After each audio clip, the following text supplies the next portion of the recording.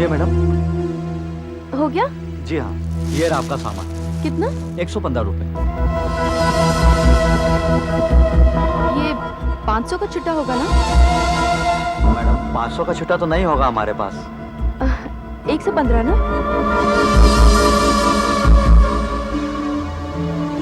ये लीजिए। Thank you. एक फोन कर सकती हैं यहाँ से? हाँ हाँ कर सकती हैं। बाकी के पैसे देना।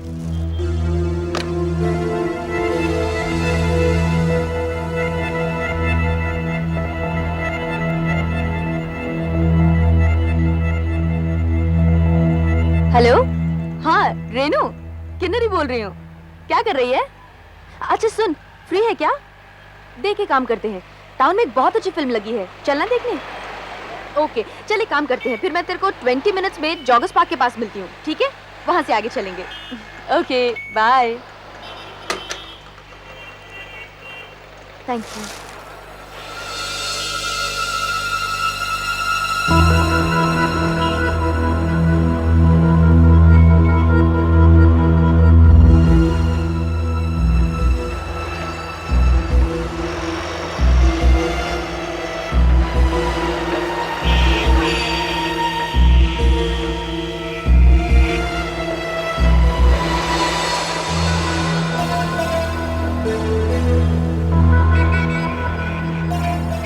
क्या चाहिए भाई साहब आपको? जी बस वो ऐसे ही, कुछ नहीं।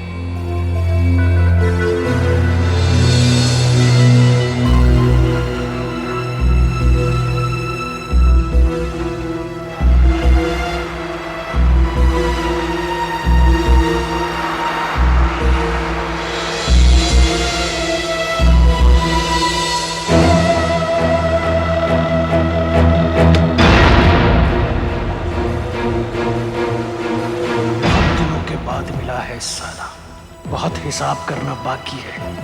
अब मैं तुझे नहीं छोड़ूंगा।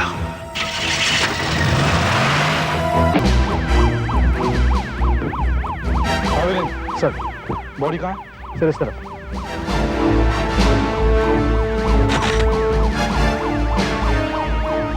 सर वहां घास में पड़ा हुआ। सर करीब 35 साल का आदमी है। उसे गोली से मार दिया गया है। सर मेरे ख्याल से गोली उसके लिवर में है। अच्छा,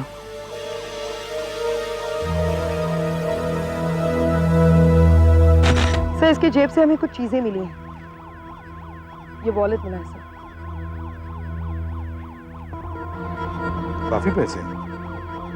और सर ये किसी होटल के कमरे की चाबी है। Dattatreya lodge room number 12। Sir ये कागज। Kinnari Sen 16 Mangal apartments, Karli west. किसी लड़की का पता लगा है। वैसे ये ड्राइविंग लाइसेंस मिला है। प्रमोद कुमार।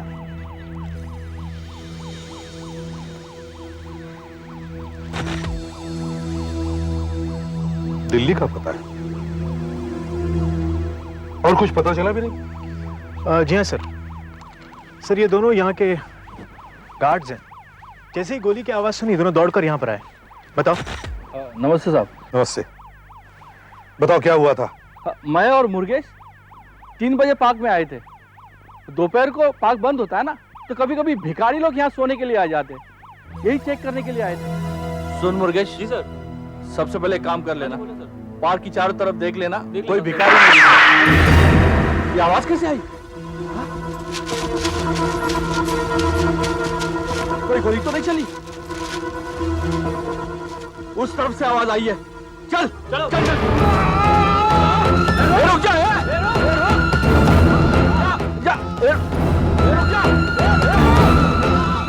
इसको तो मार के भागा, इसको तो गोली मारी उसने। पकड़ उसको, पकड़ पकड़ उसको।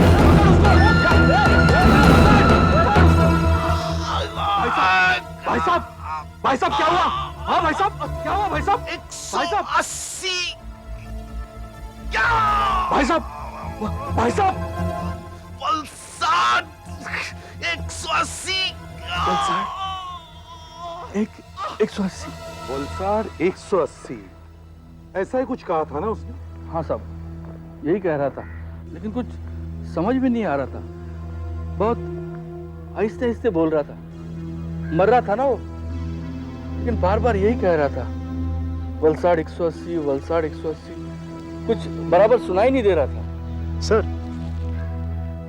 कहीं ऐसा तो नहीं हुआ होगा कि सर क्योंकि मरते वक्त आदमी का दिमाग ठीक तरह से काम नहीं करता, इसलिए शायद वो कुछ उल्टा सीधा बक रहा होगा। वलसाड़ 180, वलसाड़ 180। सर क्योंकि वलसाड़ तो यहाँ से 230 किलोमीटर दूर है sir.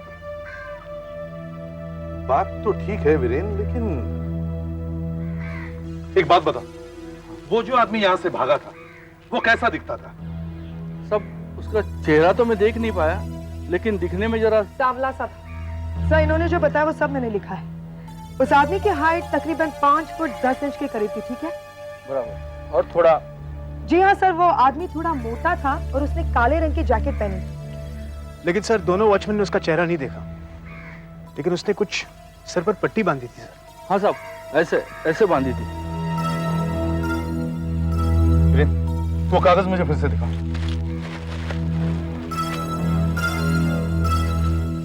Kinnari Sen, 16 Mangal apartments, Karli waste. Viren, तुम लाश को पोस्टमार्टम के लिए भेज दो। और सर मैं ये भी पता लगवाता हूँ कि वो गोली कौन सी बंदूक से चली होगी। राइट। आशा, सर। दत्तात्रेय लॉज पर जाकर पूछताछ करो। सर। और हम किन्नरी सेन को मिलते हैं। मैं इसे नहीं जानती सर। जरा ध्यान से देखिए मिस किन्नरी, आप जरूर इस आदमी को जानती होंगी, क्योंकि आपका नाम और पता इस आदमी की जेब में से निकला था। मेरा नाम और पता? जी हाँ। ये कैसे हो सकता है सर? मैं इसे बिल्कुल नहीं जानती और मैंने इसे देखा तक नहीं है। अच्छा, अजीब बात है। तो फिर आपका नाम और पता इस आदमी की जेब में क्या कर रहा था? अच्छा बताइए, आप करती क्या है? जी मैं एक कंपनी में काम करती हूँ, मेगामैक्स एक्सपोर्ट नाम है कंपनी का, और मैं वहाँ के कंप्यूटर डिपार्टमेंट में काम करती हूँ। आप यहाँ अकेली रहती हैं?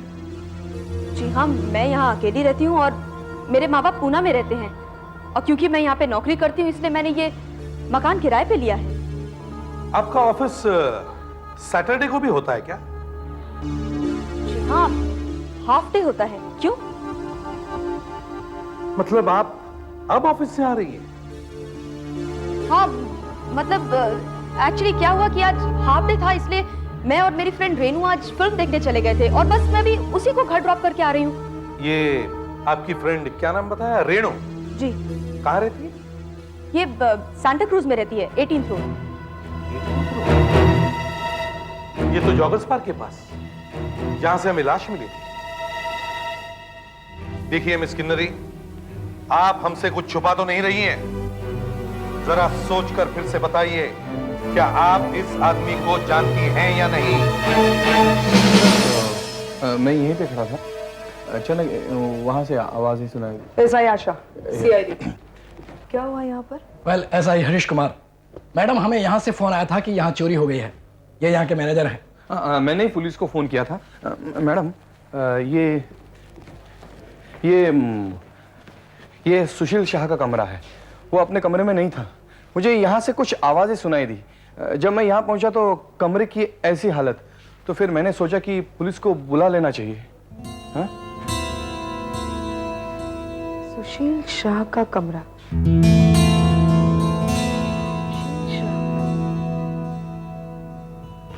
एक मिनट देखिए, ये कमरा नंबर 12 ही है ना?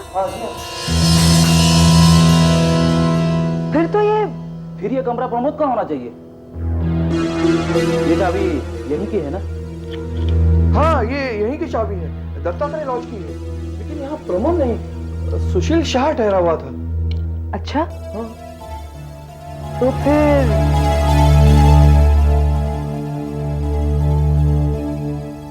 इस फोटो को पहचानिए। हाँ, ये सुशील शाह की तस्वीर है। मगर इसको क्या हो गया? अजीब बात है, ड्राइविंग लाइसेंस पे तो प्रमोद का नाम लिखा है और होटल में सुशील के नाम से ठहरा हुआ है। मैडम, ये देखिए, हमें यहाँ से बहुत सारे ड्राइविंग लाइसेंस मिले हैं। विक्रम, संतोष, मनीष, एक ही आदमी के इतने अलग अलग नाम से लाइसेंस। मैनेजर साहब, आप जो कुछ भी इस आदमी के बारे में जानते हैं हमें बताइए, ये कब आया था यहाँ रहने? ये आदमी क्या नाम है उसका? हाँ, जो भी कुछ नाम है, सुशील शाह। यह आदमी हमारे होटल में 1 महीने से ठहरा हुआ था। पिछले महीने के 15 तारीख को यहाँ आया था। ज्यादातर वो बाहर ही रहता था। आज सुबह जब वो यहाँ नहीं था, एक आदमी उसके बारे में पूछ रहा था। उसके हाथ में उसकी तस्वीर थी और वो ये जानना चाहता था कि वो हमारे होटल में ठहरा हुआ है या नहीं। मैंने हाँ कह दिया। फिर क्या हुआ? फिर मैं अपने काम में लग गया और कुछ आधे घंटे बाद मुझे इस कमरे से आवाज सुनाई दी। मैं यहाँ आया तो देखा तो कमरा खुला हुआ था और एक आदमी मुझे धक्का देके भाग गया। वही आदमी जो सुबह आया था। और फिर ये कमरा, ये हालत आप देख ही रहे हैं कमरे की। वो आदमी जो आज यहाँ आया था, दिखने में कैसा था? 30-35 के आसपास का होगा शायद। काफी खतरनाक था। कुछ काला सावला था, काली जैकेट पहनी हुई थी और हाँ, उसके सर पर पट्टी बंधी हुई थी। पट्टी बंधी हुई थी? यानी ये वही आदमी होगा जिसे पार्क के चौकीदार ने देखा था। जी, मैं डॉक्टर पलंदे। किन्नरी जी को दहशत से शॉक लगा है। उनके यहाँ पर चोट लगी है, पर लकीली बहुत ज्यादा गहरी चोट नहीं लगी है। अच्छा, कहाँ है वो? वहाँ अपने कमरे में। आइए चलिए।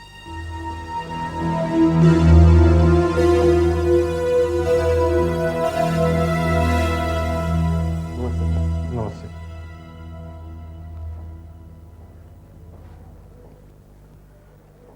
देखिए, मुझे मालूम है ये वक्त नहीं है आपसे कुछ पूछने का, फिर भी क्या आप बता सकती हैं यहाँ क्या हुआ? आप रूम के जाने के बाद अचानक किसी ने दरवाजे पे नॉक किया। मैं समझी कि स्त्री वाला आया है, लेकिन वो निकला कोई और। उसने मुझे इतनी जोरों की धक्का मारा कि मेरे सर पे चोट लग गई और मैं बेहोश हो गई।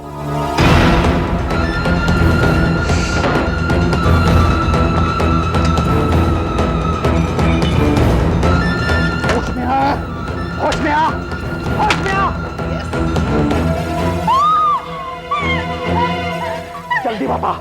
जल्दी बता वरना खोपड़ी उड़ा दूंगा तेरी। नहीं, मुझे गोली मत मारना। देखो, मुझे गोली मत मारना। तुम मुझे पहले ही बहुत मार चुके हो। नहीं, देखो तुम्हें क्या चाहिए मुझे बता। तुम्हें क्या चाहिए? तुम अच्छी तरह जानती हो मुझे क्या चाहिए। जल्दी बता, जल्दी कर। देखो तुम क्या कह रहे हो, मुझे बिल्कुल समझ में नहीं आ रहा। तुम देख, मैं तुझे मारना नहीं चाहता, ये तू मुझे मजबूर मत कर मुझे। तेरे बॉयफ्रेंड ने मुझे मजबूर किया था उसने, और ये दिया मुझे।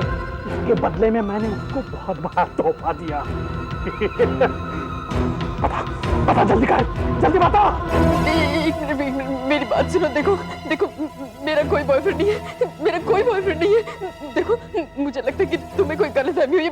मेरी बात सुनो। तुम इतनी भोली मत बन। मुझे वो रुपए चाहिए जो पंकज ने तुम्हें दिए हैं।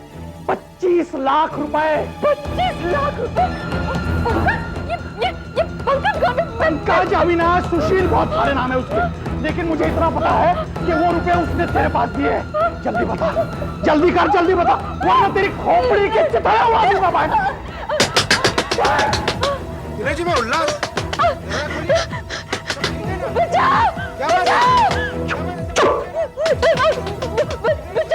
देख, अभी मैं जा रहा हूँ, लेकिन छोड़ूंगा नहीं। देखो दोबारा आऊंगा मैं। अभी मैं जा रहा हूँ। मैं तो इनके चिल्लाने की आवाज सुनकर ही दरवाजा तोड़ने ही वाला था कि इन्होंने खुद दरवाजा खोल दिया। ये इतनी डरी हुई थी, क्या बताऊं आपको। और हमारे कमरे में अंदर आने से पहले वो भाग निकला। देखिए, आप हमें साफ साफ बताएंगे ये आदमी कौन था? ये किन पैसों के बारे में बात कर रहा था? किस बॉयफ्रेंड के बारे में बात कर रहा था? कहीं ये तो नहीं?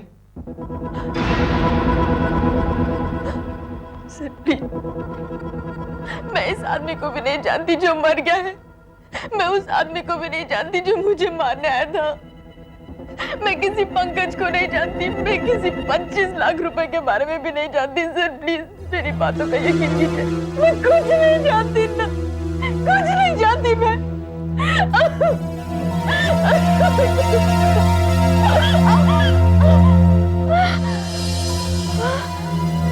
प्लीज डोंट वरी, 24 घंटे एक कांस्टेबल आपकी हिफाजत के लिए आ रहेगा। आप फिक्र मत करिए। मुझे इनके लिए कुछ दवाइयां मंगवानी है, क्या आप में से कोई? हाँ हाँ, मैं लेकर आता हूँ, आप लिख के तो दीजिए। थैंक यू लास जी। वो कुछ पैसे पड़े वहाँ पे, वो ले लीजिए। नहीं नहीं, कोई बात नहीं, मैं लेकर आता हूँ। नहीं प्लीज, वो पैसे ले लीजिए ना।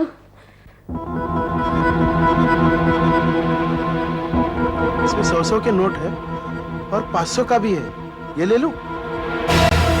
पहले हमें पार्क में एक आदमी की लाश मिलती है जिसके बहुत सारे नाम हैं, लेकिन असली नाम है पंकज। उसका साथी उसे मार डालता है, मगर मरने से पहले वो सिर्फ एक बात कहता है, वलसाड 180। और फिर पंकज का साथी पहले पंकज के कमरे की तलाशी लेता है, फिर पंकज को वो पार्क में मार डालता है। सर फिर वो किन्नरी के घर में जाकर उस पर अटैक करता है और फिर उसके घर की भी तलाशी लेता है। शायद वो सोचता है कि पंकज और किन्नरी एक दूसरे को जानते हैं और वो 25 लाख रुपए किन्नरी के पास है। लेकिन सर किन्नरी तो कह रही थी कि वो उसे जानती तक नहीं है। और सर ये भी समझ में नहीं आ रहा कि ये वलसाड 180 क्या है। हो सकता है मरने वाला वलसाड जाने की सोच रहा था। ओ आप आइए। मैं पार्वती, मैं आपसे किन्नरी के फ्लैट पे मिली थी। मैं उसके साथ वाले फ्लैट में रहती हूँ। जी हाँ, मैं जानता हूँ, कहिए। क्या मैं वो फोटो देख सकती हूँ जो आपने किन्नरी को दिखाई थी? Yes, why not. चलिए दिखा दो।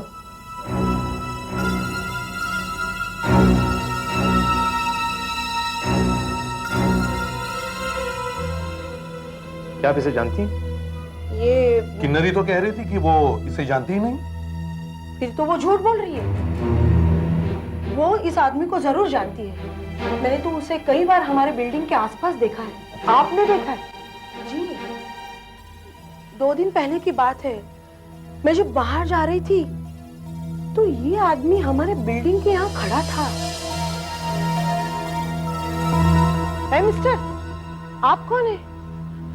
आपको मैं यहाँ 2-3 दिन से देख रही हूँ। आप रोज यहाँ के चक्कर काट रहे हैं। आपका इस बिल्डिंग में कुछ काम है? आप मुझे गलत समझ रही हैं मैडम, मैं एक फ्रेंड से मिलने आया था। आपका फ्रेंड इस बिल्डिंग में रहता है? हाँ, रहता नहीं, रहती है।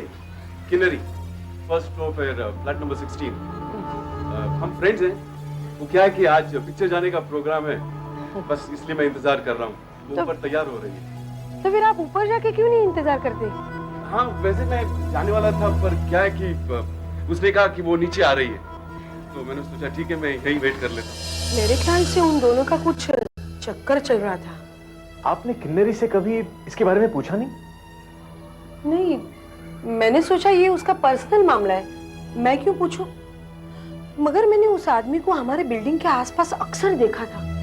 बस वो मुझे देखकर हल्का सा मुस्कुरा देता था। सर, मिसेस पार्वती कह रही हैं कि पंकज और किन्नरी के बीच कुछ चक्कर था, मगर किन्नरी ये बात मानने से इनकार करती है। क्यों?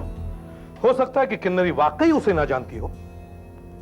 पंकज सिर्फ किन्नरी को देखने के लिए उस बिल्डिंग की चक्कर लगा रहा होगा और उसने मिसेस पार्वती को झूठ बोल दिया कि वो किन्नरी को जानता है। तो फिर सच्चाई क्या हो सकती है? रिकॉर्ड्स में देखो, पंकज के बारे में कुछ है क्या? Hello, ACP Pradyuman. Hello sir, sir मैं स्पेशल ब्रांच से बोल रहा हूँ। वो जो 500 रुपए के नोट के बारे में हम लोग इंक्वायरी कर रहे थे, हाँ, उसमें से एक नोट मिला है। अच्छा। हाँ सर, अभी कुछ देर पहले केमिस्ट की दुकान पर एक आदमी दवाइयाँ खरीदने आया था। हाँ हाँ। सर, हमने उस आदमी को गिरफ्तार कर लिया है। अच्छा, मगर वो बता रहा है कि आप उस नोट के बारे में जानते हैं। ठीक है, हम वहां पहुंचते हैं।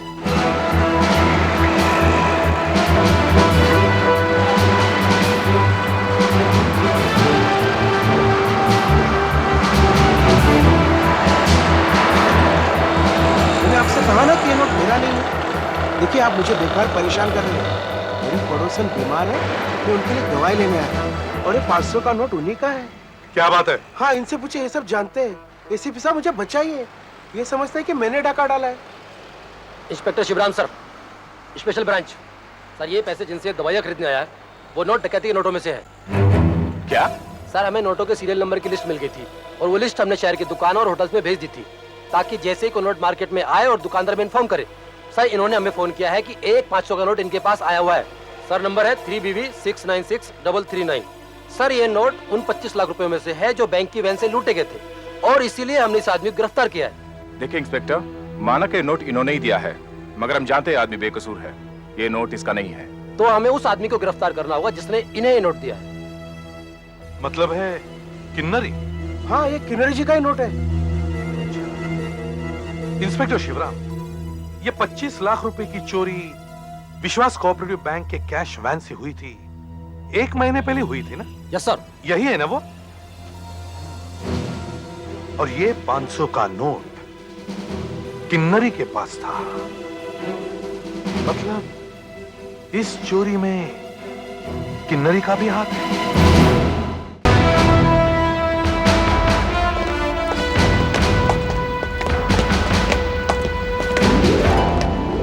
सर, विश्वास कोऑपरेटिव बैंक के ऑफिसर मिस्टर मैनाक। नमस्ते सर। नमस्ते, बैठिए। Thank you sir, thank you very much. Sir, mister Mainak ही पैसा लेकर हेड ऑफिस से वाशी ब्रांच जा रहे थे जब उनके ऊपर डाका पड़ा। यह है गाड़ी के ड्राइवर और सिक्योरिटी गार्ड। नमस्ते। मिस्टर मैनाक, 1 महीने पहले आप लोगों पर जो डाका पड़ा था, सर उसके बारे में बताएंगे? क्या हुआ था, कैसे हुआ था? देखिए सर, हमारा हेडक्वार्टर कोलाबा में और ब्रांचेज वाशी और बोरीवली में। हम अपने ब्रांचेज को अपने हेडक्वार्टर से पैसा सोमवार, बुधवार और शुक्रवार को पहुंचाते हैं। अच्छा, तो फिर इस काम के लिए आपके पास कोई स्पेशल गाड़ी या वैन होगी? हाँ है ना सर, एक नीले रंग की वैन में ही ये कैश जाता है जो कि एक ब्रीफ केस में होता है, और वो ब्रीफ केस मेरे इस हाथ के साथ हथकड़ी से जकड़ दिया जाता है, और सिक्योरिटी गार्ड तो हमेशा साथ होता है। उस दिन 25 लाख रुपए थे ना आपके पास? जी हाँ, पूरे 25 लाख थे। 500 के नए नोट थे जो टोटल 50 बंडल थे, जो एक नॉर्मल साइज के ब्रीफ केस में आ जाते हैं। मगर उस दिन एग्जैक्टली हुआ क्या? उस दिन बुधवार था, हम अपने रोज वाले रास्ते से कैश ले जा रहे थे। बीच में एक सड़क खराब होने की वजह से हमें रास्ता बदलना पड़ा। वो रास्ता काफी सुनसान था और बीच में बैरियर लगाकर रास्ता बंद किया हुआ था।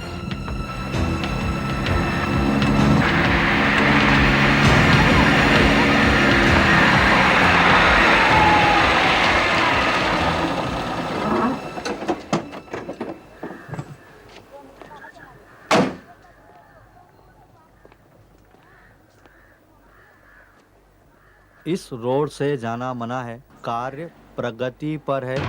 ये रोड बंद क्यों है?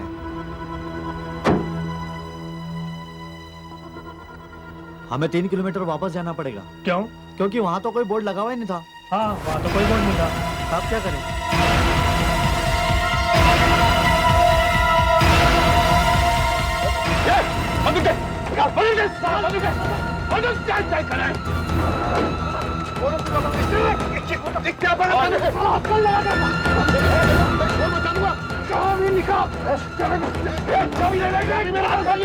चाबी निकल सके हाथ करके रख दूंगा। जिंदगी बर्बाद करेगा। चाबी निकाल, मेरा हाथ मत करना। चाबी दे दो उनको, इनको चाबी दे दो। चाबी निकाल, चाबी निकाल।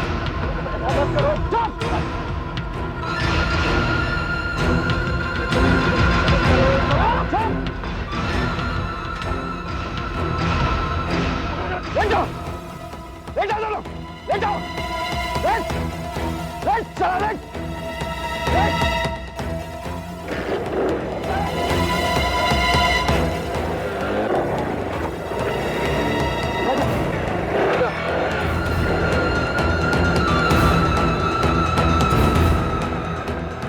और आधे पौने घंटे बाद वहां से एक बस गुजरी। तब कहीं जाकर हमने अपने हेड ऑफिस को इन्फॉर्म किया, लेकिन खुशकिस्मती से सर वो नोट नए थे, रिजर्व बैंक से उसी दिन हमारे पास आए थे। हेडक्वार्टर के पास उनके नंबर भी मौजूद थे, और आपके हेडक्वार्टर्स ने वो नंबर्स पुलिस वालों को दिए, और पुलिस वालों ने वो नंबर की लिस्ट बड़ी दुकानों और बैंकों को दी। मगर कोई फायदा नहीं हुआ। उन नोटों का आज तक पता नहीं चला। पुलिस को उन चोरों की मोटरसाइकिल मिली थी, पता चला वो भी चोरी की थी। इसके अलावा कुछ नहीं पता चला। मिस्टर मैनाक, जरा सोचकर बताइए, क्या उनमें से ये एक था? हो सकता है, मैं पक्का नहीं कह सकता, क्योंकि उनके चेहरे ढके हुए थे। ये चोरी कोई 1 महीना पहले हुई थी ना? जी सर, पिछले महीने की 15 तारीख को। 15 तारीख को? 15 तारीख को? उसी दिन से तो वो पंकज लॉज में रहने लगा था। हाँ, लेकिन वीरेन ये भी तो हो सकता है कि पंकज और उसके दोस्त ने मिलकर वो चोरी की होगी और फिर पंकज ने अपने दोस्त को धोखा दिया क्योंकि वो दोस्त वो सारे पैसे खुद रखना चाहता था। बाद में पंकज ने वो पैसे किन्नरी के पास छुपा दिए और खुद दत्तात्रेय लॉज में रहने लगा। लेकिन इसके बाद भी वो ज्यादा देर तक छुप नहीं सका। उसने किसी तरह अपने साथी को ढूंढ निकाला और उसका खून कर दिया। और इसके बाद भी जब उसे पैसे नहीं मिले तो उसने किन्नरी को घर जाकर धमकाया। किन्नरी? लगता है इस किन्नरी से हमें फिर से मिलना चाहिए, शायद वो और कुछ बता सके। मैं आपको किस तरह विश्वास दिलाऊं? वो आदमी मेरा कुछ नहीं लगता है। मैं उसे जानती तक नहीं। मैंने उसे कभी नहीं देखा, कभी नहीं देखा सर। तो फिर मिस किन्नरी, आप हमें ये समझाइए कि आपका नाम और पता उसके पास कहां से पहुंचा? वो आपकी बिल्डिंग के आसपास क्यों मंडराता था? उसने आपके पड़ोसियों को क्यों कहा कि वो आपको जानता है? और सबसे पहले हमें ये बताइए कि वो 500 का नोट वो आपके पास कहां से आया? मिस किन्नरी, वो 500 रुपए का नोट चोरी का था जो पंकज ने की थी। और आप तो कह रही हैं कि आप मिस्टर पंकज को जानती ही नहीं। फिर मिस किन्नरी, आपके पास ये 500 रुपए का नोट कहां से आया? देखिए, हमें सब सच बताइए मिस किन्नरी।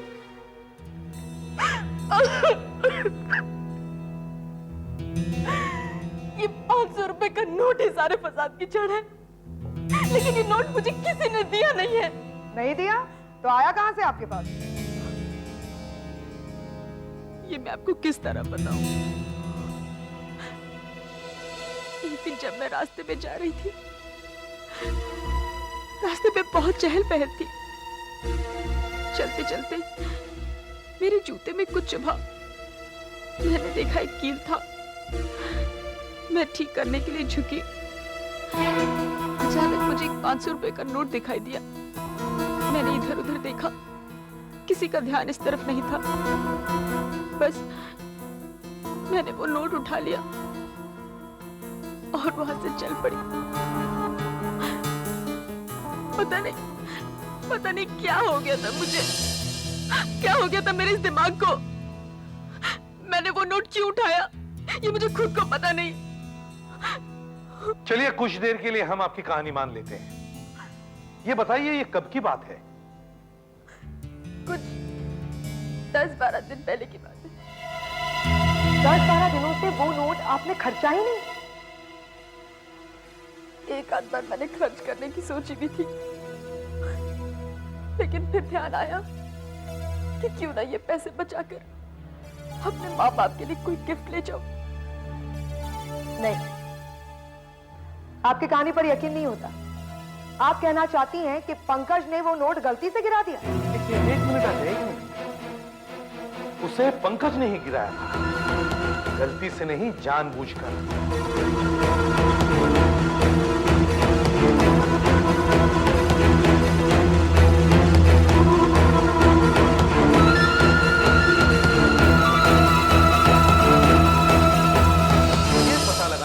कि उस 500 रुपए के नोट का सीरियल नंबर पुलिस वालों के पास है या नहीं। इसका मतलब है जैसे ही वो उसे इस्तेमाल करता वो पकड़ा जाता। इसलिए उसने खतरा मोल नहीं लिया।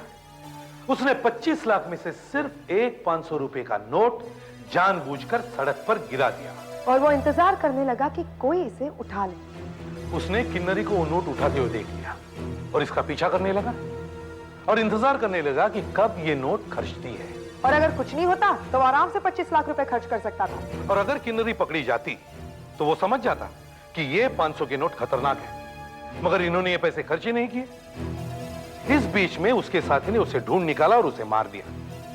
अब उसके साथी को किन्नरी का पता या तो पंकज के जेब में से मिला या फिर उसने पंकज को इनके घर के आसपास घूमते हुए देख लिया होगा। तभी उसने सोचा कि ये उसकी गर्लफ्रेंड है और पैसा शायद किन्नरी के घर में ही रखा हुआ है। तो वो यहां आया और उसने किन्नरी पर अटैक किया, लेकिन यहां उसे कुछ नहीं मिला। इसका मतलब यह है सर कि वो यहाँ पे दोबारा भी आ सकता है। सर प्लीज आप मेरी पुलिस प्रोटेक्शन डबल कर दीजिए सर। भगवान जाने अगर वो इस पर आएगा तो मेरे साथ क्या सलूक करेगा। नहीं, हमें लगता है कि आपकी प्रोटेक्शन हटा देनी चाहिए। क्या? जी हाँ कांस्टेबल, आज से यहाँ की ड्यूटी बंद। गनगोना। आप ये क्या कह रहे हैं सर? देखिए, आप अपने काम पर जाइए, नॉर्मल रूटीन। ओके?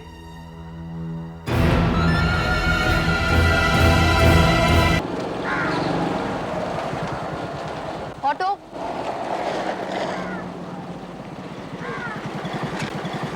चलिए।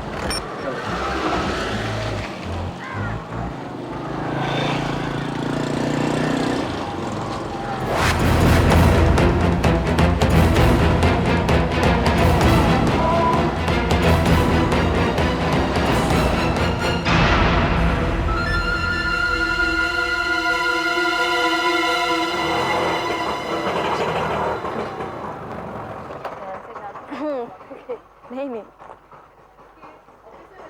हाँ बिल्कुल। तुम अंदर नहीं आ रही? Okay bye.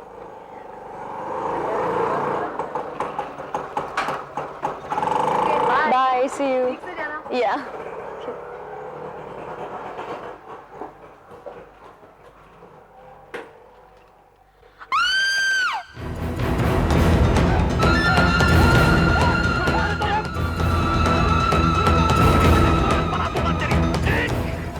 मैं बोला था तेरे को मैं दोबारा आऊंगा, देख मैं आ गया। कब तक बचाएगी पुलिस तेरे को, कब तक बचाएगी? निकाल वो माल जो तेरा यार तेरे पास छोड़ गया, निकाल। तुमसे पहले भी कह चुकी हूँ, मेरे पास कोई सामान नहीं है, कोई सामान नहीं है मेरे पास। मैं तो उस आदमी को भी नहीं जानती जिसके बारे में बोल झूठ मत बोल, अपनी सच बोल वरना।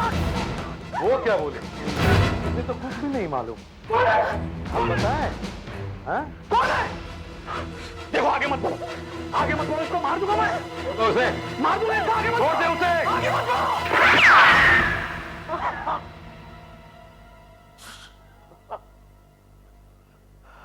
हाँ हाँ साहब, हाँ जैसा आप कह रहे हैं वैसा ही हुआ था।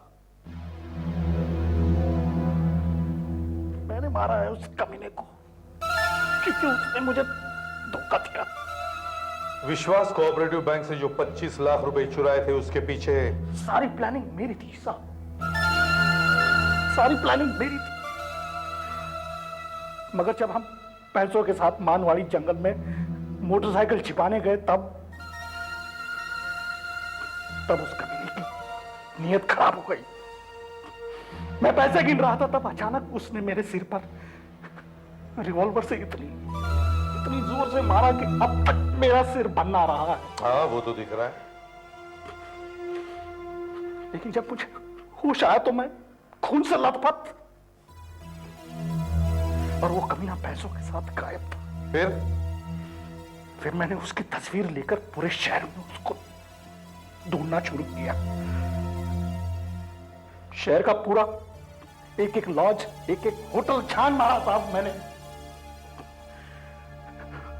आखिरकार मुझे मिल गया वो पिछले हफ्ते दत्तात्रेय लॉज में। लेकिन पैसे वहां नहीं मिले, और फिर पंकज का पीछा करते करते तुम वहां पहुंच ही गए। हाँ हाँ साहब, उस पार्क में मैंने उसे पकड़ लिया, और जब उसको पैसों के बारे में पूछा तो वो भागने लगा, तो मैंने उसे गोली मार दी साहब। और जब तक मैं उसके मुंह से कुछ उगलवाता तब तक पार्क के चौकीदार वहां पर आ गए और मुझे भागना पड़ा। और फिर तुम मिस किन्नरी के फ्लैट पर पहुंच गए क्योंकि तुम्हें यह सोचा कि पैसे मिस किन्नरी के पास ही होंगे। मैंने पंकज को उसका पीछा करते हुए देखा था, और मैंने सोचा कि हो ना हो पैसे उसी के पास हैं, लेकिन किन्नरी ने इनकार कर दिया। यानी तुम अब भी नहीं जानते कि पंकज ने वो पैसे कहां छुपाए हैं? मुझे पता होता साहब तो मैं उस लड़की के घर जाता क्यों? आखिर उसने पैसे कहां छुपाए होंगे? सूर्या, क्या पंकज वलसाड़ में किसी को जानता था? क्या उसने कभी वलसाड़ जाने की बात की थी? वलसाड़ नहीं तो। सर, क्या आपको लगता है कि वलसाड़ में उसने किसी आदमी को पैसे भेजे होंगे? कुछ कह नहीं सकता भी, लेकिन चोरी पिछले महीने के 15 तारीख की सुबह हुई थी। और उसी दिन दोपहर को पंकज दत्तात्रेय लॉज पहुंचा। इसका मतलब है कि 15 तारीख की सुबह और दोपहर के बीच में ही उसने पैसे कहीं छुपा दिए, मगर कहां? उसने ये पैसे कहां छुपाए होंगे? कहां छुपाए होंगे ये पैसे? सर, मरते वक्त उस आदमी ने जो कुछ कहा था शायद उसी में कोई इशारा हो। मैं भी यही सोच रहा था। वलसाड 180, क्या मतलब हो सकता है इसका? क्या मतलब हो सकता है? वलसाड 180 क्या मतलब हो सकता है सर? एक मिनट रिपोर्ट देखिए। Airport 8 kilometre, airport 8 kilometre, Valsad 180 kilometre, Valsad 180 kilometre. Yes, by god yes, यही इशारा था। यस भैया, वलसाड 180 किलोमीटर का मतलब है वलसाड 180 किलोमीटर लिखा हुआ माइलस्टोन। और अगर मेरा अंदाजा सही निकला तो उसने वो पैसे वलसाड 180 किलोमीटर लिखे हुए माइलस्टोन के नीचे गाड़ दिए हैं। यस डैम इट, कल सुबह हम वलसाड 180 किलोमीटर का माइलस्टोन ढूंढते हैं। Yes sir. सोचो दया, सोचो। पंकज ने मरते मरते हमें इशारा दे ही दिया। वलसाड 180 किलोमीटर। वीरेन, ये सब why good? Valsad 181 kilometre, Valsad 181 kilometre.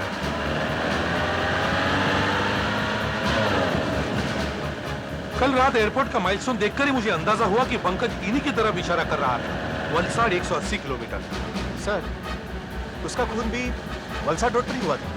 Yes, चलो हम बहुत करीब हैं। जल्दी करो वीरेन। ये रोड रानीग्राम गया है। हाँ सर। वीरेन सीधे चलो।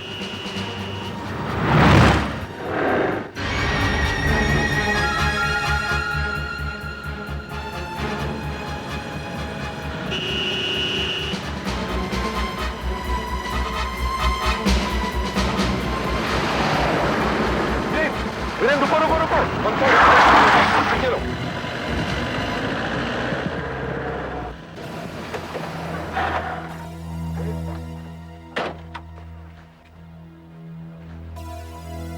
Valsad 180 kilometre. Sir, Valsad 180। Sir, कहीं मरते मरते पंकज इसी जगह के बारे में तो बात नहीं कर रहा था? पता लगाने का एक ही तरीका है वीरेन, खुद कर देखते हैं। कूदने का सामान लेकर जल्दी।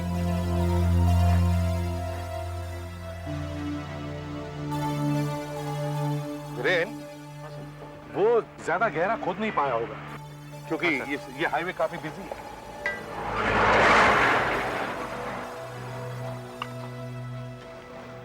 सुधाकर, सुधाकर सामने।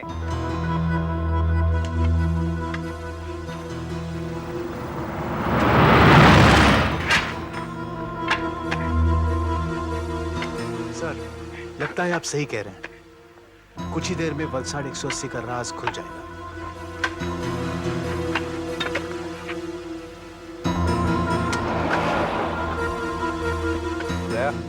कुछ है? देखो देखो।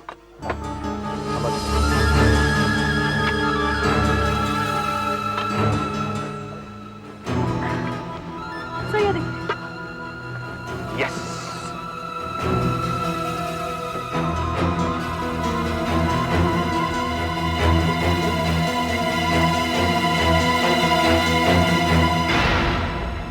देखा? ये रहा चोरी का पैसा, 500 के बंडल।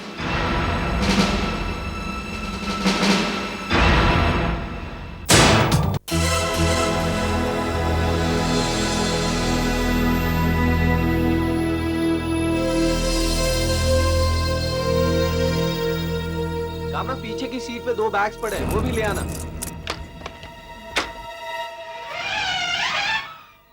और हाँ, गाड़ी के दरवाजे ठीक से बंद कर लेना। या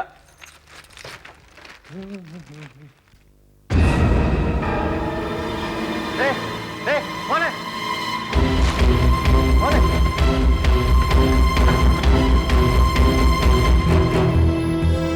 भैया भैया भैया भैया खून। कौन है? कौन है?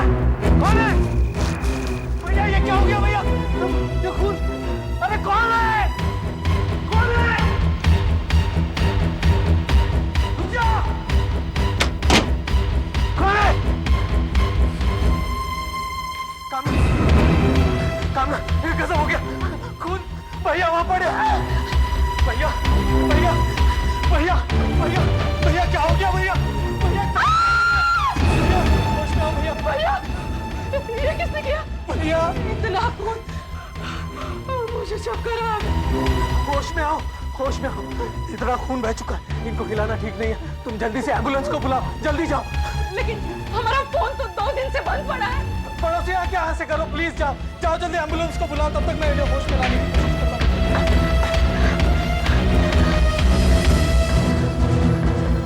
पानी पानी पानी।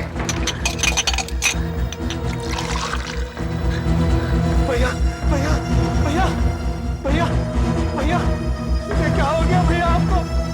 भैया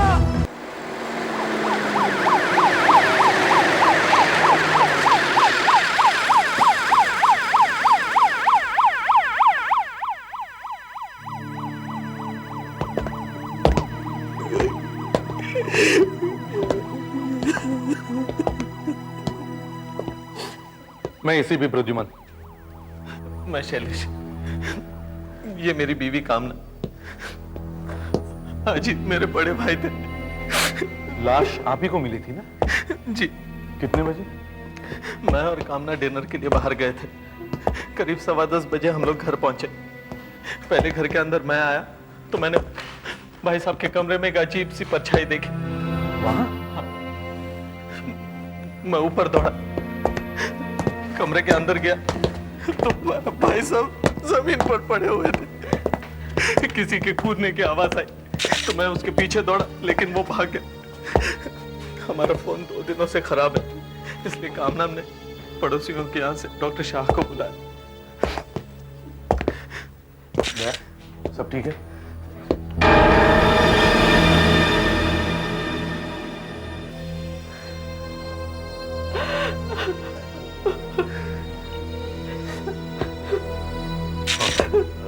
मैं जितनी जल्दी हो सकता था यहाँ चला आया, मगर फिर भी बहुत देर हो गई थी। वार किसी तेज धार वाली चीज से किया गया था, जैसे कि चाकू। हमारा फोन खराब ना होता तो डॉक्टर साहब जल्दी आते। हम लोग डिनर के लिए नहीं जाते तो सैलेश संभालो अपने आप को, संभालो। घाव बहुत गहरा था, खून भी काफी निकल चुका था। उनका बच पाना किसी भी हालत में मुश्किल था। कम रोना बंद करो। आपके भाई साहब घर में अकेले थे या कोई नौकर वगैरह? भाई साहब घर में अकेले ही थे। हमारे घर में 2 नौकर हैं जो दिन भर घर में काम करके शाम को गार्डन में पानी देकर 6 बजे चले जाते। क्या आप बता सकते हैं कि यहाँ से क्या क्या गायब हुआ है? भाई साहब ज्यादा पैसे घर में नहीं रखते थे। उस ड्रॉअर में से कुछ 1000 रुपए गायब है। सोने की अंगूठी और सोने की एक चेन गायब है। और वॉकमैन नहीं है और उनके रोलेक्स घड़ी भी नहीं है। वो जो कोई भी था, लगता है अपना काम पूरी तरह कर नहीं पाया। सब कीमती सामान छोड़ के गया है। टीवी, वीसीआर, ये ऑडियो सिस्टम, सब कुछ। शायद वो बालकनी के रास्ते से ऊपर चढ़ा होगा। शायद वहां का दरवाजा खुला था। पर कुछ तो आवाज हुई होगी। आपके भाई साहब जगे क्यों नहीं? भैया जल्दी सो जाते थे, नींद के गोली लेते थे। चप्पल के निशान, चप्पल में खून लगा हुआ है।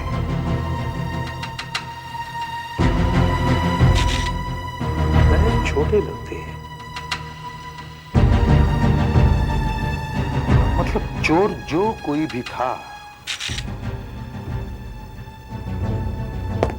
5.5 फुट से ज्यादा ऊंचा नहीं होगा। दया, कुछ उंगलियों के निशान? सब जगह है सर, ड्रॉस, टेबल। लगता है उसने ग्लव्स नहीं पहने थे। हाँ, उसे लगा होगा घर में कोई नहीं है, घर में आ गया और अपना काम करने लगा, और अचानक भाई साहब को यहाँ देखकर घबरा गया और उसने चाकू मार दिया। और भाई साहब, और तब तक तो सर ये लोग आ गए थे, तो शायद वो यहाँ से कूदकर भाग गया हो। चलो नीचे जाकर देखते हैं।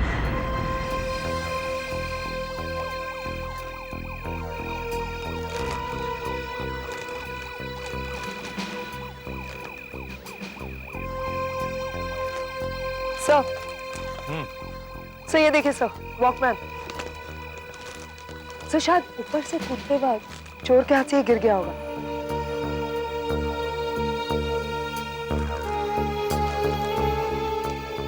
वो यहां से कूदा होगा शायद।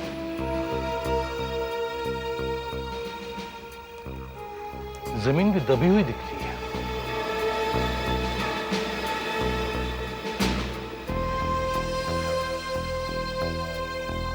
देखना अब सिर्फ ये है कि वो इस तरफ गया या इस तरफ। ये देखो, ये है पैरों के निशान। वो इस तरफ जा रहा है। उसने अपना बायां पैर पूरा पूरा जमीन पर रखा है, तो दाहिने पैर की सिर्फ उंगलियां। हो सकता है इतने ऊपर से कूदने से उसके पैर में या तो मोच आ गई है या फिर हड्डी टूट गई है।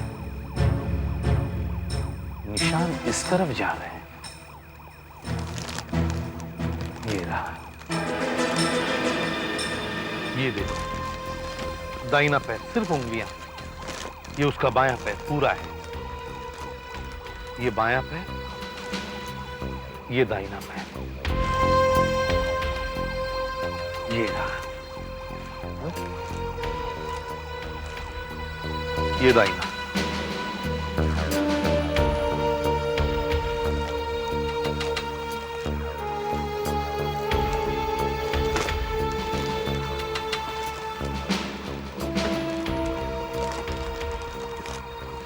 यहां तो कुछ निशान ही नहीं है। शायद इस तरफ गया होगा, तो बिहार रोड की तरफ। घास पर पैरों के निशान मिलना मुश्किल है। जरूर सड़क की तरफ गया होगा। सर बाहर चल के देखते हैं।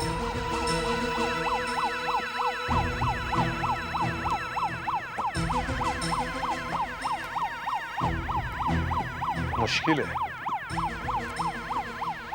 यहाँ पैरों के निशान मिलना मुश्किल है। सर अगर हम पुलिस के कुत्ते मंगवाए तो?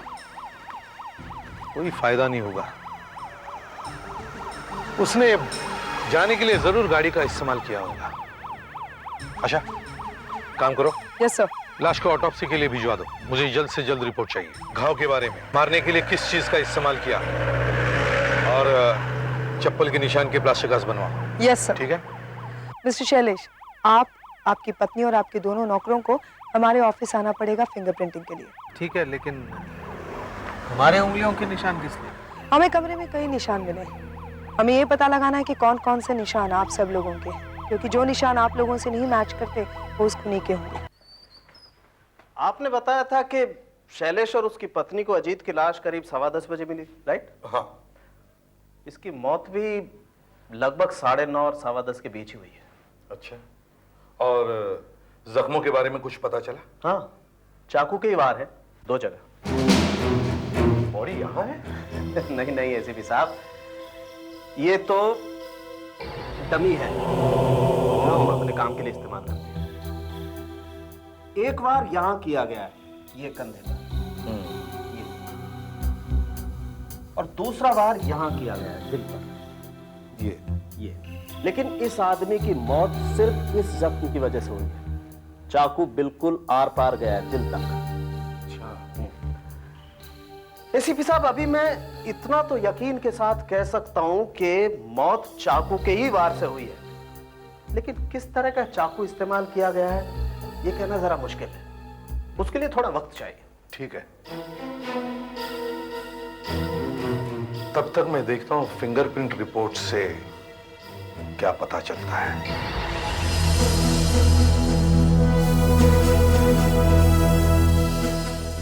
सर, ये 37 के 37 फिंगरप्रिंट्स बिल्कुल एक जैसे हैं और ये शैलेश, उनकी पत्नी कामना और उनके नौकर के फिंगरप्रिंट से नहीं मिलते। हमारे रिकॉर्ड्स में चेक किया? यस सर, मगर ये फिंगरप्रिंट्स हमारे रिकॉर्ड में नहीं है, ये हमें पहली बार मिले हैं। जुर्म बहुत ही संगीन है, डकैती के साथ खून किया है उसने। शैलेश जी और उनकी पत्नी आपसे मिलने आए हैं। कुछ पता चला कातिल के बारे में? हाँ?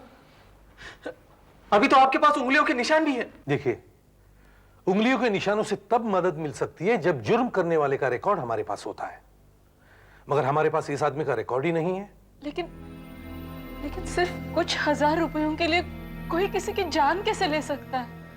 कुछ हजार रुपए तो क्या मैडम, एक मामूली सी रकम के लिए भी लोग खून कर देते हैं। मगर आप परेशान मत होइए, हम उस आदमी को जरूर ढूंढ निकालेंगे। देखिए, हम उस आदमी के बारे में बहुत कुछ जानते हैं। बहुत कुछ जानते हैं तो उसे पकड़ते क्यों नहीं? क्या पता चला आपको उसके बारे में? जिस तरह से उसने आपके घर का ताला तोड़ा है, उससे साफ जाहिर है कि वो एक अनाड़ी मुजरिम है। आपके घर में उसने जगह जगह अपने उंगलियों के निशान भी छोड़े हैं, और एक पेशेवर मुजरिम ऐसा कभी नहीं कर सकता। और सिवाय एक रोलेक्स घड़ी के उसने घर के किसी भी कीमती सामान को नहीं उठाया। अंगूठी, चेन, कुछ हजार रुपए और वॉकमैन के अलावा उसने कुछ नहीं लिया। इन सब से एक बात साबित होती है कि उसे पैसों की सख्त जरूरत थी। लेकिन ऐसा कौन हो सकता है जो इतनी लापरवाही से चोरी करता है? या तो उसकी दिमागी हालत सही नहीं है, या फिर हो सकता है वो एक ड्रग एडिक्ट है, नशेड़ी। नशेड़ी? जी हाँ, ये लोग थोड़ी सी रकम के लिए भी चोरी कर सकते हैं, खून भी कर सकते हैं। उस आदमी को लगा होगा कि घर पर कोई नहीं है।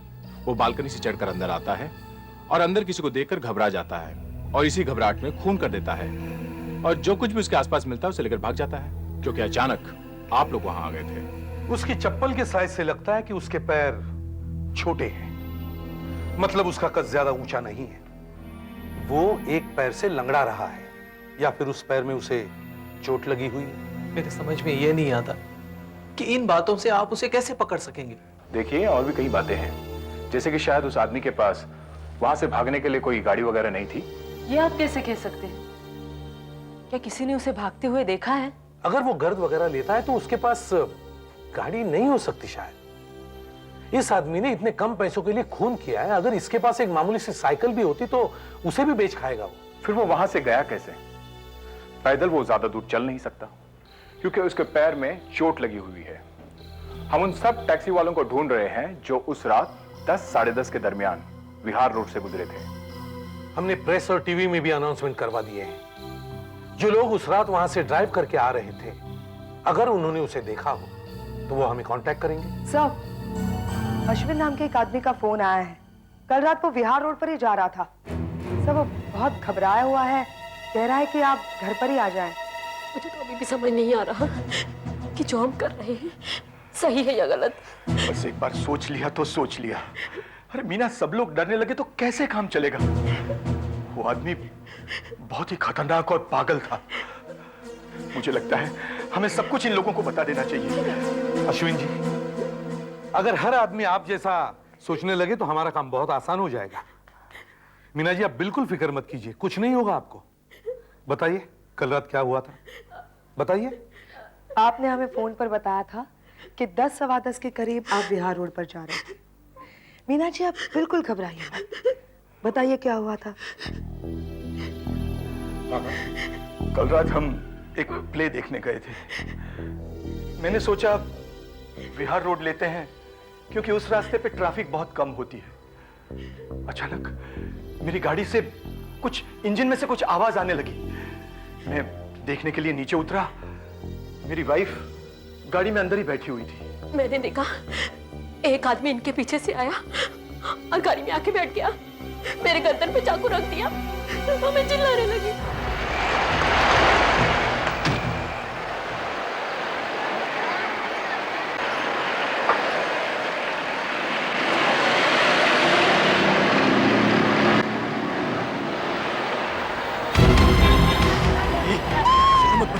क्या बात है भाई? चुपचाप गाड़ी बैठ। प्लीज, मैं आपके हाथ जोड़ता हूँ, आप इनको कुछ मत कीजिए। मेरे जितने रुपए पैसे चाहिए सब ले जाइए। आप मुझे चुपचाप गाड़ी चला और फटाफट किसी दवाई की दुकान पे लेके चल। अब जो कोई भी है, आपको डॉक्टर की सख्त जरूरत है। भूला ना तेरे को, जल्दी से किसी दवाई की दुकान पे लेके चल। देखो, सामने दवाई की दुकान से जल्दी से मेरे लिए पट्टियां और दर्द की दवाई लेके आ। देखो, कोई चालाकी मत दिखाना। तुम्हारी पत्नी मेरे पास है, याद रखना। मैं खूनी हूँ, मैंने आज यह खून किया। यह खून की भी वही सजा होती है जो दो की, समझे? जल्दी जाओ। देखो, मेरी बीवी को कुछ मत करना प्लीज, मैं अपनी दवाइयाँ लेके आता हूँ।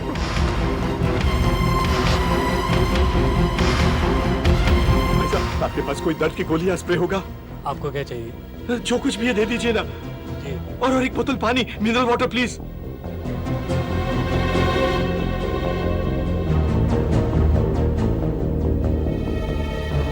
लीजिए 80 रुपये, बाकी पैसे रख लो।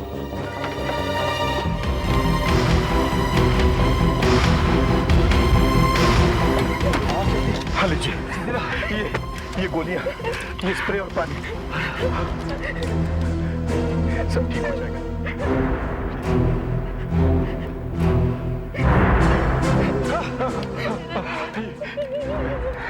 मैं आपको स्प्रे लगा दूं? दूर मत, तू दूर हटो। ओके ओके ओके, ठीक हो जाएगा सब।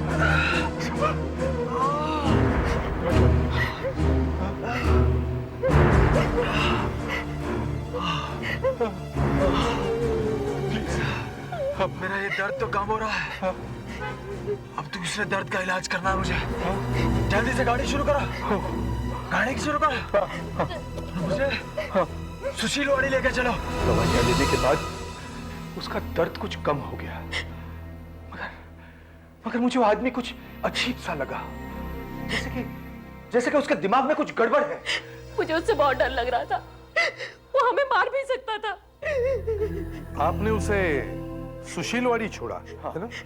हाँ, एक अंधेरी और सुनसान गली के सामने उसने मेरी गाड़ी रुकवाई और मेरे जो कुछ भी पैसे थे ले गया। मेरी पत्नी की अंगूठी, उसकी सोने की चेन भी ले गया।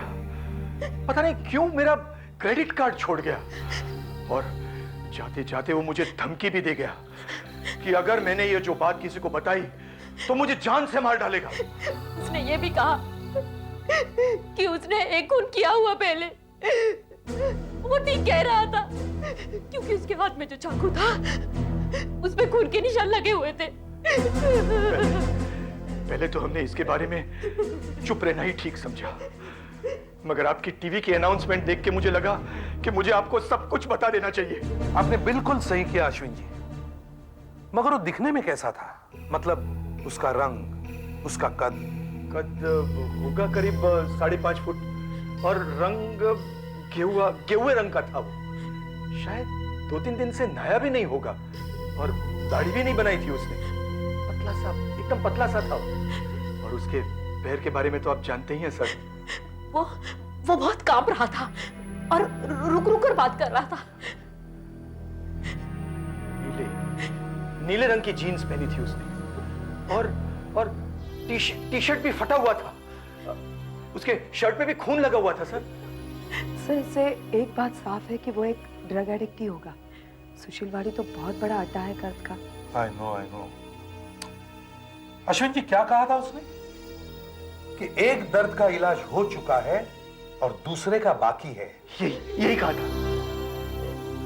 वो सुशीलवाड़ी ड्रग्स खरीदने ही गया होगा, और उसके पास चोरी के पैसे तो थे ही। अगर वो नशेड़ी है तो ये पैसे ज्यादा दिन चलने वाले नहीं हैं। उसे अंगूठी और चेन बेचनी ही पड़ेगी। देखो, शहर में ऐसे जितने भी लोग हैं जो चोरी का माल बेचते हैं या खरीदते हैं, उन सबको इन्फॉर्म करो कि अगर कोई आदमी एक पैर से लंगड़ा चोरी का माल बेचने आए तो हमें फौरन इन्फॉर्म कर देना।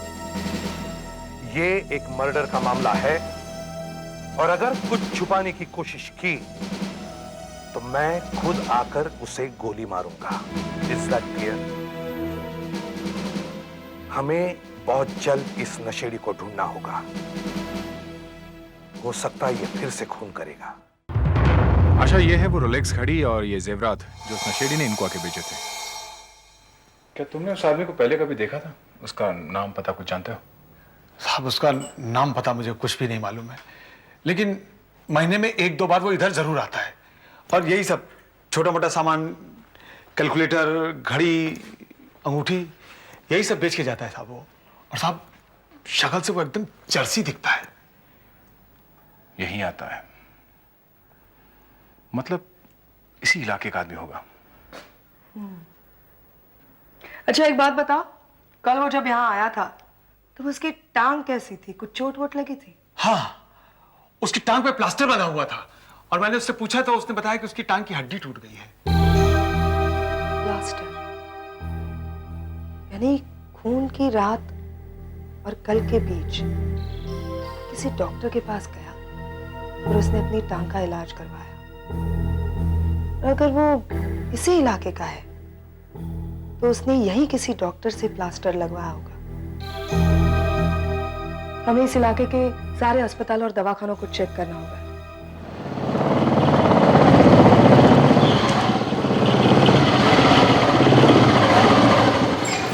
समझ में नहीं आ रहा क्या करूं। एक नर्सिंग होम, क्लिनिक सब छान मारा मगर कुछ पता नहीं चला। तुम्हें कुछ पता चला? पीछे एक केमिस्ट से बात कर रहा था तो उसने डॉक्टर जय का एड्रेस दिया, वल्लभ रोड, पटेल क्लिनिक। तुमने वहां चेक किया? Patel clinic, Vallabh road. Vallabh road पे तो मैं गया था, फिर ये मेरे से कैसे छूट गया? चलो वहीं चलते हैं। डॉक्टर साहब। हाँ, एसीपी साहब। ऑफिस में पहुंचते ही पता चला आप मुझसे मिलना चाहते हैं। क्यों, कुछ पता लगा? नहीं, पता तो नहीं लगा। आपको वो चाकू मिला जिससे खून हुआ है? नहीं, लेकिन बात क्या है? 1 मिनट इधर आइए। एसीपी साहब, ये घाव देखिए जो कंधे पर हुआ है, इसकी चौड़ाई है ½ इंच। हाँ। और ये वो घाव है जो दिल पर हुआ है, इसकी चौड़ाई है 1 इंच। अब आप ये यहां देखिए, ये ½ इंच चौड़ा घाव और यहां ये दिल पर 1 इंच चौड़ा घाव। इन दोनों घावों की चौड़ाई में इतना अंतर क्यों?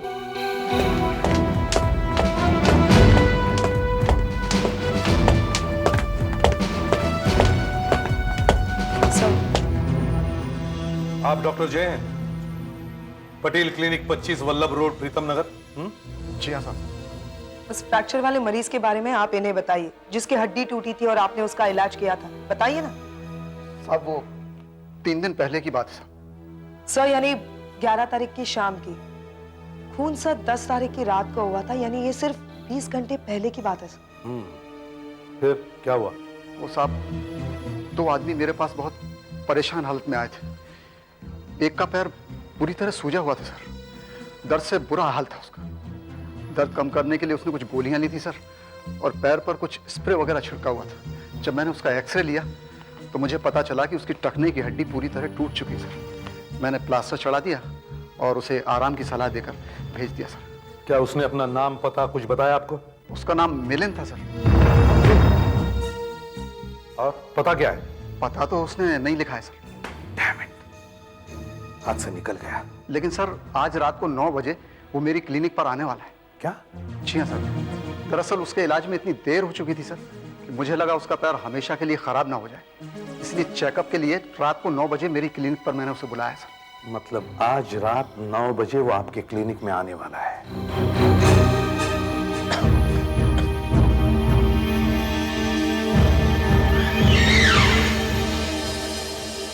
चार नंबर कौन है भाई? आ जाओ अंदर।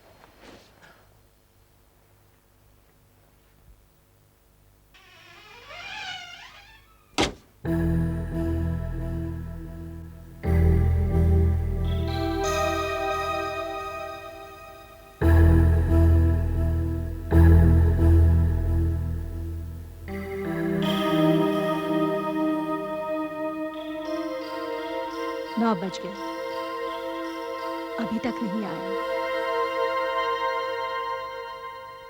चलो आओ। जेरी, जल्दी ठीक होना है ना? जी। खाना ज्यादा खाओ और दारू कम पियो।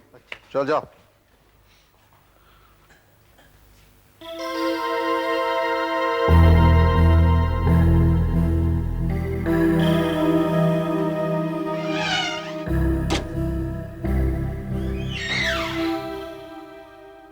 नंबर 5।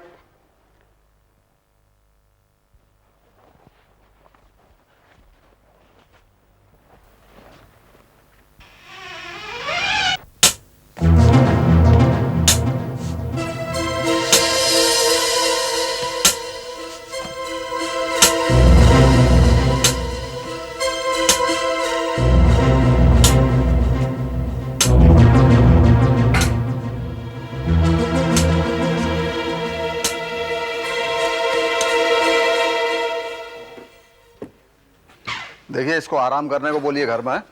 इसकी शक्ल दोबारा देखना नहीं चाहता हूँ, ठीक है?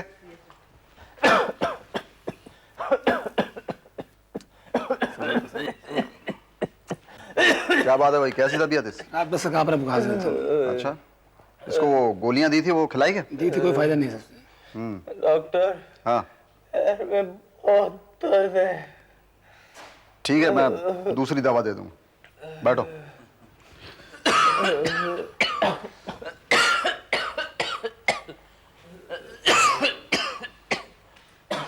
बहुत खांसी चल रही है? नंबर आएगा, बुला लूंगा मैं, ठीक है?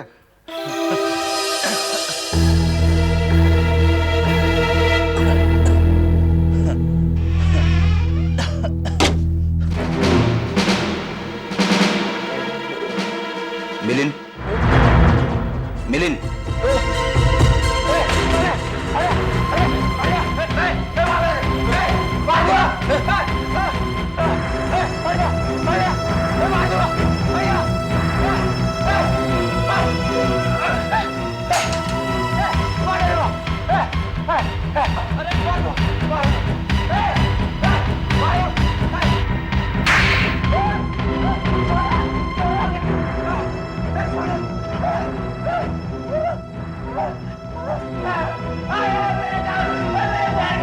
सर, अश्विन और उनकी पत्नी ने भी इसे पहचान लिया है।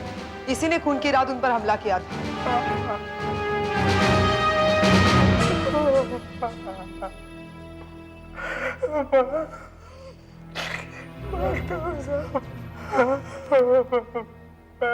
मानता हूँ साहब, मुझे मालूम था मैं ज्यादा देर तक पुलिस से नहीं बच पाऊंगा। तुम नहीं मारा ना उसे?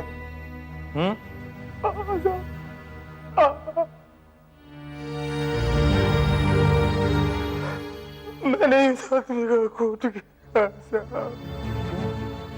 क्यों मारा तुमने उसे? मैं मुझे मारना नहीं चाहता था साहब। वो तो सब वो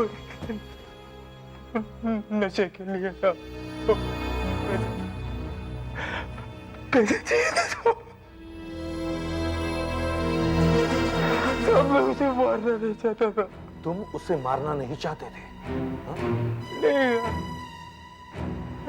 तो फिर 2 बार चाकू क्यों मारा उसे? क्यों मारा? 2 बार नहीं साहब, मैंने उसे सिर्फ 1 बार मारा था। तुमने उसे इसलिए मारा क्योंकि उसने तुम्हें देख लिया था और उसको मारने के सिवा तुम्हारे पास कोई दूसरा रास्ता नहीं था। हाँ।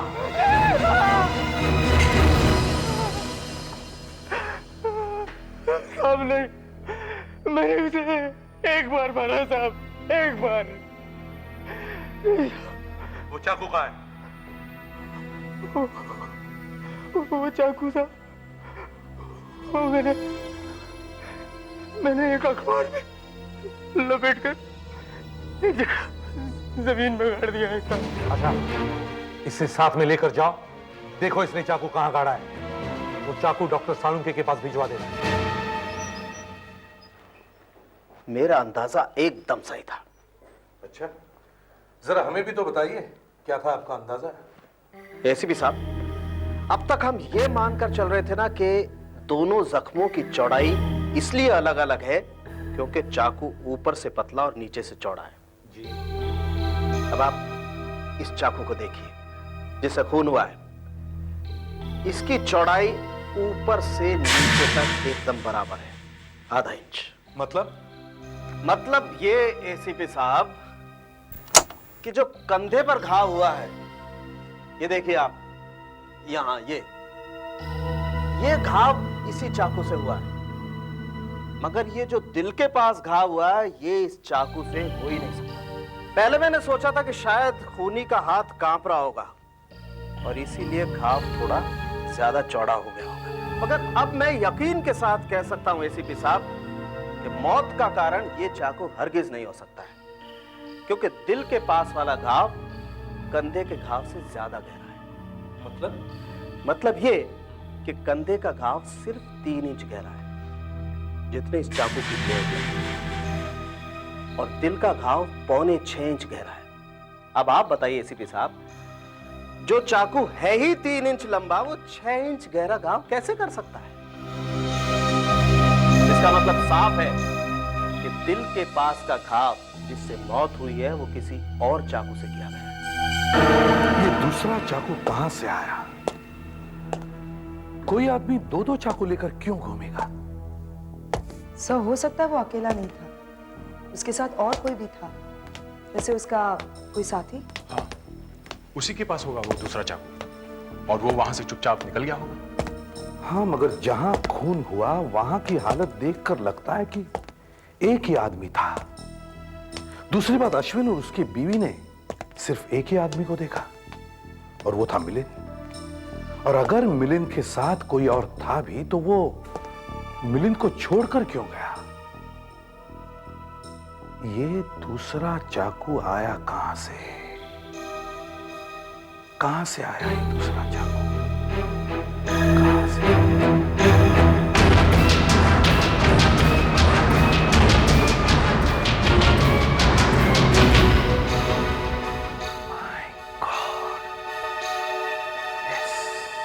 यहां से आया। यस,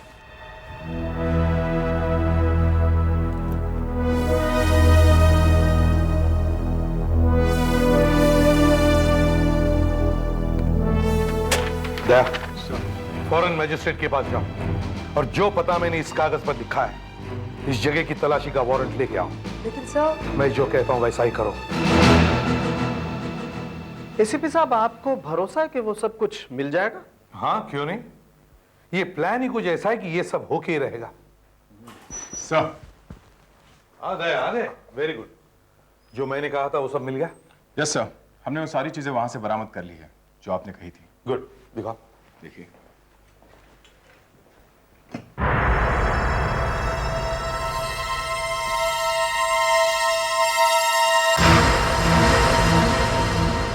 हाँ, इनमें से ये 3 चाकू ऐसे लगते हैं जिनसे खून किया गया होगा।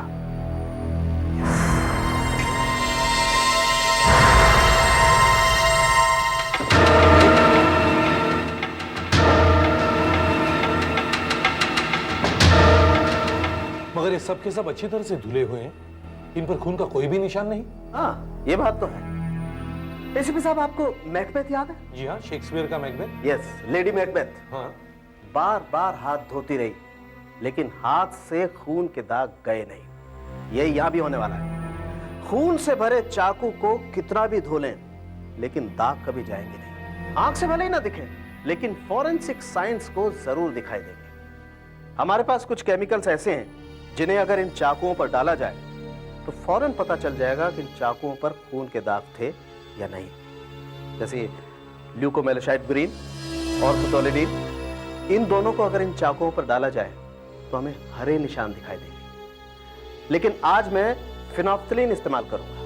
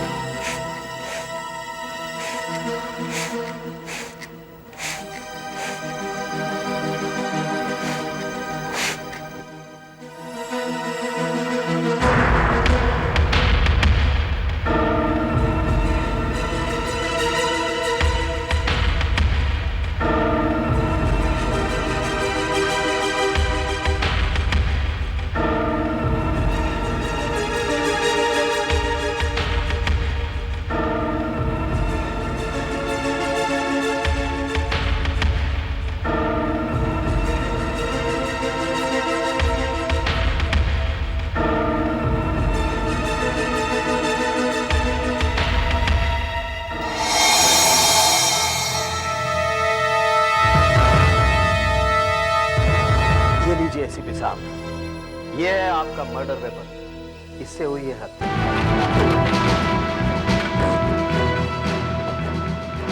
एसीपी साहब आप? मैं बेंगलोर से बस अभी आ रहा हूँ। आपको कुछ उस खूनी का पता चला? जी हाँ, यही कहने आया था। आपके भाई का खूनी मिल गया है। मिल गया? गुड। कहाँ है वो? मेरे सामने खड़ा है। क्या बकवास कर रहे हैं आप? शैलेश, तुमने ही अपने भाई का खून किया है। आपको कोई बड़ी गलतफहमी हुई है। मैंने आपको बताया ना, मैं उस वक्त अपनी बीवी के साथ था। हम दोनों डिनर करके घर आए थे। हाँ, तुम डिनर करके जरूर वापस आए थे। और जब तुमने अपने भाई की हालत देखी तो भैया भैया भैया भैया भैया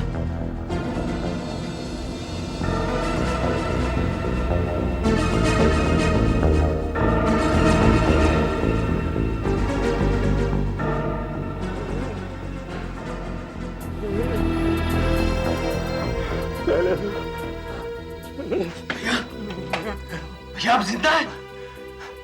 उसने चाकू मारा। डॉक्टर को बुला। अभी बुलाता हूँ।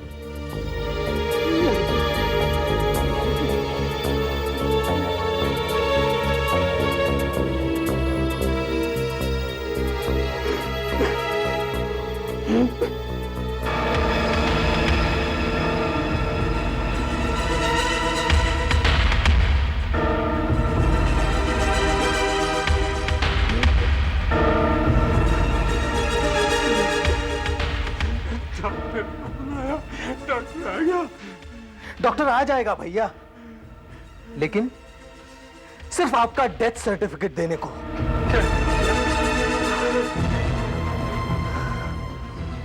बहुत जलील किया भैया आपने मुझे, पैसे पैसे के लिए तरसाया। अब ये सब कुछ मेरा हो जाएगा और किसी को पता भी नहीं चलेगा कि खून मैंने किया है।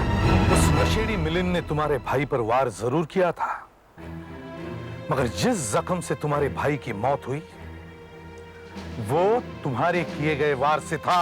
नहीं, मैं एक इज्जतदार बिजनेसमैन हूं। मैंने खून नहीं किया। आपको तो खूनी मिल गया।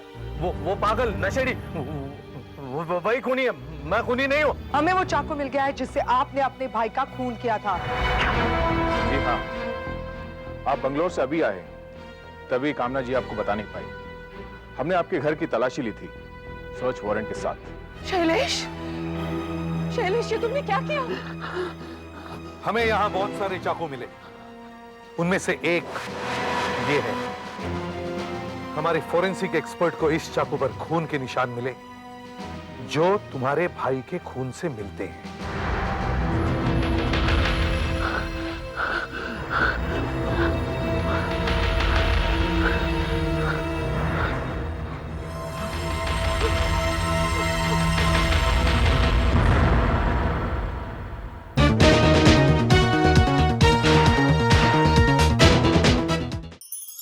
ऐसे और भी मज़ेदार वीडियो के लिए हमारे चैनल को लाइक, शेयर और सब्सक्राइब करें।